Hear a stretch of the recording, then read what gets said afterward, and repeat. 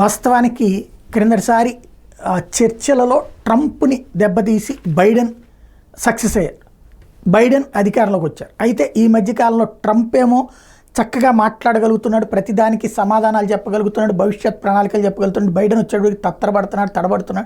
ఆయన మానసిక స్థితి ప్రపంచం అంతా కనబడుతోంది. మరి అట్లాంటి వ్యక్తిని ఎలా అనుమతిస్తారు అన్నటువంటి స్టేజ్లో వాళ్ళ పార్టీకి సంబంధించిన వాళ్ళందరూ కూడా అందరికంటే హయ్యెస్ట్ మెజార్టీతో ఆయనకే ఇచ్చినందువలన తను ఇప్పుడు అధ్యక్ష స్థానంలో ఉన్నారు. అయితే లేటెస్ట్గా తనని పక్కన పెడతారు అన్నటువంటి చర్చ నడుస్తోంది. అమెరికా అధ్యక్ష ఎన్నికల్లో డెమోక్రాటిక్ పార్టీ అభ్యర్థిగా జో బైడెన్ని పక్కన పెట్టి మాజీ అధ్యక్షుడు బరాక్ ఒబామా భార్య మిషెల్ ఒబామాని బరిలో నిలుపుతారన్నటువంటి చర్చ నడుస్తోంది. గురువారం రాత్రి జరిగిన తొలి ప్రెసిడెన్షియల్ డిబేట్లో బైడెన్ పలుమార్లు తడబాటుగా మాట్లాడడంతో ఆ పార్టీలోనే ఆందోళన వ్యక్తమవుతుంది. రిపబ్లికన్ పార్టీ అభ్యర్థి మాజీ అధ్యక్షుడు డొనాల్డ్ ట్రంప్తో జరిగిన డిబేట్లో బైడెన్ తేలిపోయారన్నటువంటి విమర్శలు వచ్చినాయి. 35%, 65% మద్దతు అంటే దారుణమైనటువంటి పరాజయం పాలయ్యేటటువంటి పరిస్థితి ఉంది.